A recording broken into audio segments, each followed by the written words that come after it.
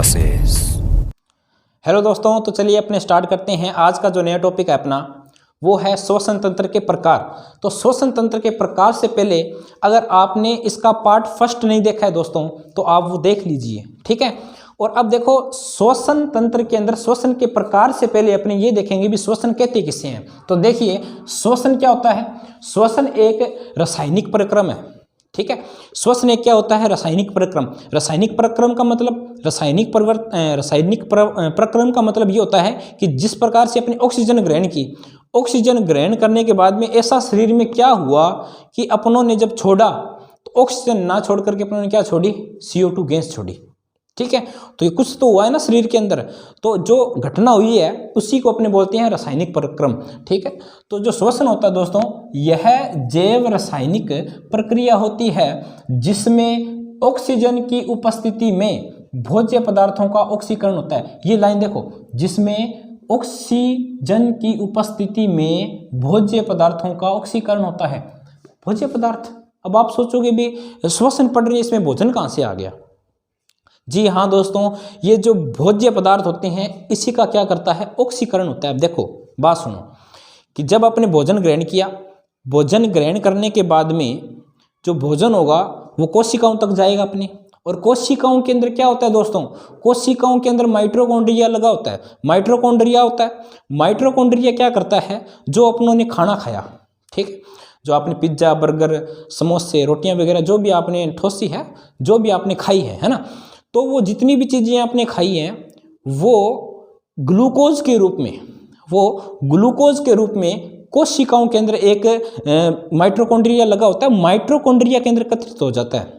जो भी आपने चीज़ खाया वो ग्लूकोज के रूप में उसका रूप बदल जाता है। जो भोजन आपने खाया उसका रूप बदल गया, वो रूप उसको बोलते हैं ग्लूकोज। और ग्लूकोज जो होता है माइटोकॉन्ड्रिया के अंदर क्या हो जाता है दोस्तों, एकत्रित हो जाता है। माइटोकॉन्ड्रिया के अंदर ग्लूकोज होता है, उसी को अपने बोलते हैं भोज्य पदार्थ, ठीक है। ग्लूकोज को बोलेंगे इसमें भोज्य पदार्थ है, जो भोजन का ही एक रूप है, ठीक है। ग्लूकोज, उसको क्या मिल जाती है, ऑक्सीजन मिल जाती है। ऑक्सीजन मिल जाती है तो जब किसी चीज़ के साथ में ऑक्सीजन अपने मिला देते हैं तो उसका क्या होता है, ऑक्सीकरण होता है, ठीक है। तो ये भोज्य पदार्थों का क्या हो जाता है, ऑक्सीकरण हो जाता है, जिसके परिणाम स्वरूप अब ऑक्सीजन की अभिक्रिया किससे होगी, C6H12O6, इसको बोलते हैं अपनी ग्लूकोज। ग्लूकोज की अभिक्रिया किससे होगी दोस्तों, ऑक्सीकरण से होगी, ऑक्सीजन से होगी, जिसके परिणाम स्वरूप क्या बन गया, CO2 गैस बन गया। CO2 गैस बनने के साथ साथ में जल भी बनता है और अपने को क्या मिलती है दोस्तों, ऊर्जा मिलती है।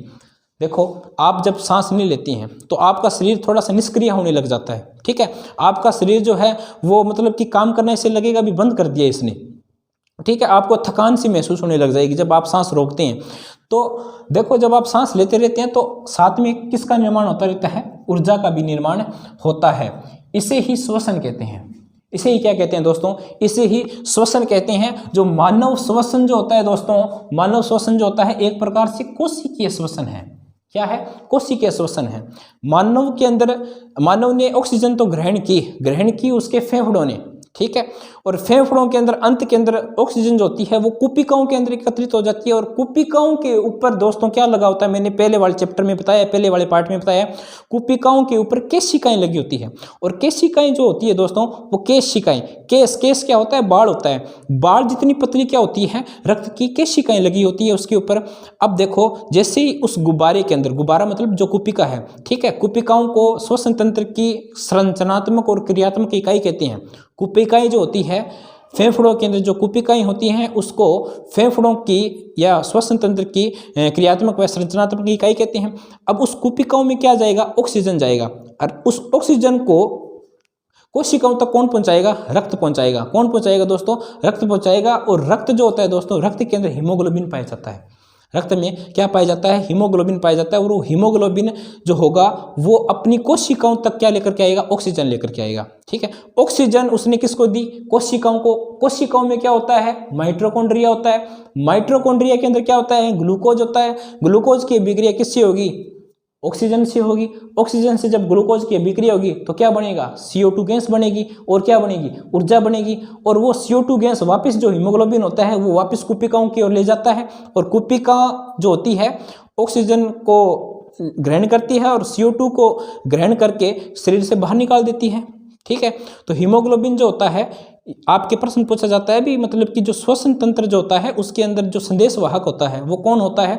ऑक्सीजन को लेकर आने का काम और CO2 को लेकर जाने का काम कौन करता है अपने शरीर में? रक्त में पाए जाने वाला एक प्रोटीन होता है जिसको हीमोग्लोबिन कहते हैं। हीमोग्लोबिन की वजह से ही रक्त का जो रंग होता है लाल होता है। तो हीमोग्लोबिन जो होता है वो ऑक्सीजन को लेकर के जाएगा कोशिकाओं के अंदर, और कोशिकाओं के अंदर ऑक्सीजन जैसे ही मिली तो क्या होगा? ग्लूकोज का दहन होगा, ऑक्सीकरण होगा। जैसे ऑक्सीकरण या दहन हुआ तो CO2 गैस बनेगी और CO2 गैस को वापस हीमोग्लोबिन लेकर के कुपिकाओं में लेकर के आएगा और कुपिकाएं उसको बाहर निकाल देगी। ठीक है, तो अब इसमें देखिए, जब आपने महसूस किया होगा अभी आप अपने नाक के पास में अपना हाथ लेकर के जाना और यहाँ पर जोर से आप सांस बाहर निकालना, इस प्रकार से। ठीक है, जैसे आप जोर से सांस बाहर निकालेंगे, ज़्यादा जोर से नहीं, ठीक, कुछ और भी निकल जाता है तो आराम से भी कर सकते हैं आप। तो जब जैसे आप ऑक्सीजन को ग्रहण करें, जब ऑक्सीजन को छोड़ें यहाँ पे, तो महसूस करना कि ये जो अपनी जो श्वसन आप छोड़ रहे हैं वो उसमें आपको ऊष्मा सी महसूस होगी। उसमें क्या महसूस होगी? आपको ऊष्मा महसूस होगी। तो ऊष्मा को बाहर निकालना कौन सी विक्रिया होती है दोस्तों? ऊष्मा सेपीय विक्रिया होती है। ठीक है, तो मानव श्वसन एक प्रकार से क्या है? ऊष्मा सेपी विक्रिया भी है। तो अब आपके क्वेश्चन पूछा जाता है भी श्वसन कहते किसे हैं? वो तो मैंने बता दिया आपको। ठीक है, फिर वो आगे पूछता है आपसे पूछता है कि श्वसन की जो अभिक्रिया है वो हमको बता दो। विश्वसन की जो अभिक्रिया होती है वो हमको बता दो, बस हम धन्य। तो अब इसमें देखो, अब श्वसन की अभिक्रिया क्या होती है? जो मैंने जैसे मैंने आपको बताया इसके अंदर, ठीक है ना, भोज्य पदार्थ होता है, ऑक्सीजन की अभिक्रिया होती है, CO2 निकलती है, ऊर्जा बनती है, वो सारा का सारा इसके अंदर आप लिख दो समीकरण के फॉर्मेट में। ठीक है, अब देखो C6H12O6, इसको अपने क्या बोलते हैं? ग्लूकोज बोलते हैं बेटा। ठीक है, ग्लूकोज की अभिक्रिया किससे करवा दी? ऑक्सीजन से करवा दी, मैंने करवा दी भाई। ठीक है, उसके बाद में अपने पास में क्या बन जाता है? CO2 गैस बन जाती है, और CO2 गैस को कौन ले जाएगा? हीमोग्लोबिन ले जाएगा। उसके साथ में अपना जल बनता है। ठीक है, आपने देखा होगा भी अब ठंडी का मौसम है। ठीक है, आप जैसे अपने मोबाइल वगैरह के ऊपर उसकी स्क्रीन जो होती है उसके ऊपर इस प्रकार से करोगे, ठीक है, तो आप देखोगे भी जो आपके स्क्रीन जो है उसकी मोबाइल की वो थोड़ी गीली हो गई है। तो गीली होने का मतलब जब अपने सांस को बाहर छोड़ते हैं तो कुछ मात्रा में अपने जल को भी त्यागते हैं। ठीक है, CO2 गैस को भी त्यागते हैं। उसके साथ साथ में जैसे अपने सांस ली ना दोस्तों, तो यहाँ पर 38 ATP ऊर्जा का निर्माण होता है। कितनी? 38 ATP ऊर्जा का निर्माण होता है। अब आपके दिमाग में आ रहा होगा भी ATP क्या चीज़ है? ATP होता क्या है? ATP दोस्तों, ATP होता है, ATP का फुल फॉर्म क्या होता है? A का मतलब होता है एडेनोसिन, T का मतलब होता है ट्राई, P का मतलब होता है फॉस्फेट। ठीक है, एडेनोसिन ट्राई फॉस्फेट। अब ये होता क्या है? उससे पहले आपको मैं बताऊं भी, जैसे आप बाजार में सामान खरीदने के लिए गए, ठीक है, अब थोड़े दिन पहले लोहड़ी गई है, मकर संक्रांति गई है, ठीक है, तो अब जैसे आप सब्जी वगैरह खरीदने जाते हैं बाजार वगैरह में, ठीक है, तो आप रुपया देते हैं, ठीक है, और रुपये के बदले आप सब्जी खरीद कर लाते हैं। ठीक है, अब मैंने कहा भी कितने रुपए की है, तो आप कहोगे 50 रुपये की है, 60 रुपये की है, 100 रुपये की है, 20 रुपये की है। ठीक है, तो आपने उसकी कीमत बता दी। उसी प्रकार से ऊर्जा की जो कीमत होती है वो ATP से लगाई जाती है। ऊर्जा की जो कीमत होती है वो किससे लगाई जाती है दोस्तों? वो ATP से लगाई जाती है। तो इसीलिए ATP को अपने क्या बोलते हैं? इसे ऊर्जा की मुद्रा कहते हैं, currency of energy. Currency of energy किसे कहती हैं? ATP को ही कहते हैं। ठीक है, ये मैंने बता दिया। रक्त में हीमोग्लोबिन पाया जाता है। हीमोग्लोबिन एक प्रकार से प्रोटीन है।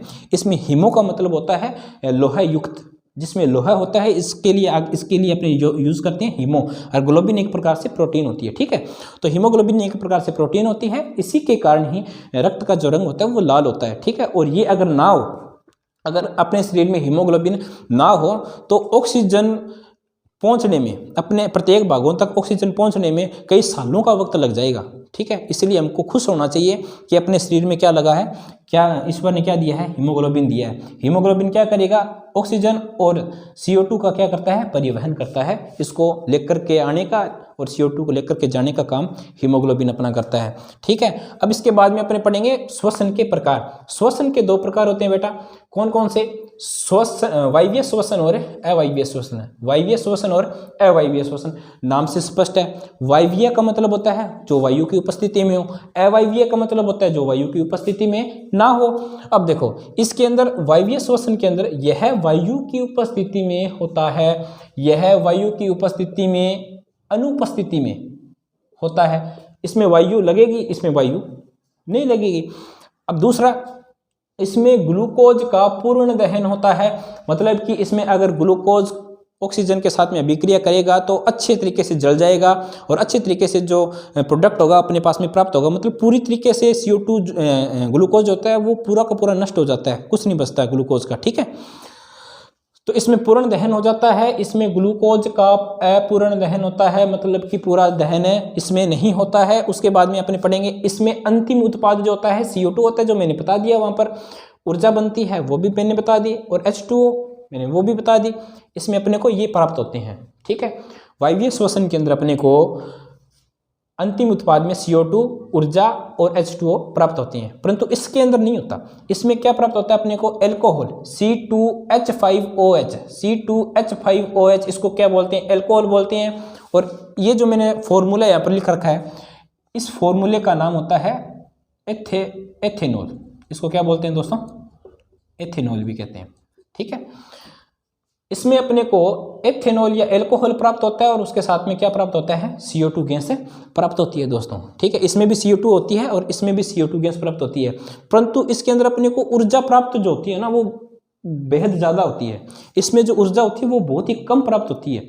ठीक है ना, अब इसमें अधिक ऊर्जा प्राप्त होती है, लगभग 38 ATP, लगभग 38 ATP अपने को ऊर्जा प्राप्त होती है। और इसके अंदर बहुत ही कम ऊर्जा प्राप्त होती है, लगभग नामात्र ही मान कर चलो भी 2 ATP।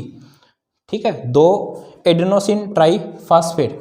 अब ये जो वायवीय श्वसन जो होता है वो मानवों के अंदर होता है, गायों में होता है, मछली में होता है, पक्षी में होता है, मेंढक में होता है। ठीक है, ये जो होते हैं, ये जो मैंने अभी बताए हैं उदाहरणों के अंदर, ये वायु की उपस्थिति के अंदर ही सांस ले सकते हैं। ठीक है, अगर वायु ना हो तो ये मर जाएंगे। अब आपके दिमाग में आ रहा होगा कि सर ये मछली जो होती है वो पानी में सांस कैसे लेती है। ठीक है, पानी के अंदर तो ऑक्सीजन है ही नहीं। आप गलत हैं दोस्तों, पानी के अंदर भी क्या है, ऑक्सीजन होती है। ठीक है, आपने कभी अपनी माताजी को या खुद पानी गर्म किया होगा। ठीक है, बिलता वगैरह डाल करके आपने मतलब कि चूल्हे वगैरह में आपने गर्म पानी किया होगा। ठीक है, जब आप पानी गर्म करते हैं तो उसके अंदर आपने देखा होगा भी हल्के हल्के बुलबुले से आपको नीचे दिखेंगे, उसके तली के अंदर दिखेंगे। जो बर्तन आपने लिया उसकी तली के अंदर आपको हल्के हल्के बुलबुले दिखेंगे, वो किसके हैं, वायु के ही हैं वो दोस्तों। ठीक है, और वायु, अब आप देखो H2O का फॉर्मूला क्या होता है, H2O। तो H2O के फॉर्मूले में भी क्या है, ऑक्सीजन है। तो आप ऐसा नहीं कह सकते भी जल के अंदर ऑक्सीजन नहीं है। तो ये जो मछलियाँ जो होती हैं वो जल में घुली हुई ऑक्सीजन को अपने कलोम, इनके गलफड़े होते हैं। ठीक है, मछलियों के क्या होते हैं, गलफड़े होते हैं, कलोम होते हैं, गिल्स होते हैं, उनकी सहायता से ये सांस लेते हैं। ठीक है, और मानवों के अंदर तो फेफड़े होते ही हैं, गायों के अंदर भी होते हैं, पक्षियों के अंदर भी होते हैं। मेंढक देखो दोस्तों, मेंढक जो होता है ना, जब उसका जो बचपना होता है तो वो एक मछली के आकार का होता है ये। तो ये जो मछली के आकार का होता है तो ये पानी में जब जिस प्रकार से ये तैरता है तो इसके गिल्स पाए जाते हैं। मेंढक जब छोटा होता है तो अपने वो गिल्स से, अपने कलोम से सांस लेते हैं। जब वो थोड़ा सा बड़ा होता है, जवान होता है, ठीक है, धरती के ऊपर आता है वो, ठीक है, उछलता है, टटर करता है, तो उस वक्त वो सांस किस तरीके, वो अपने फेफड़ों का इस्तेमाल करता है। ठीक है, जब पानी में होता है तब तो वो गिल्स का इस्तेमाल करेगा जब बचपने के अंदर होगा। और बचपने को उसको क्या बोलते हैं, मेंढक के बचपने को अपने बोलते हैं टेडपोल।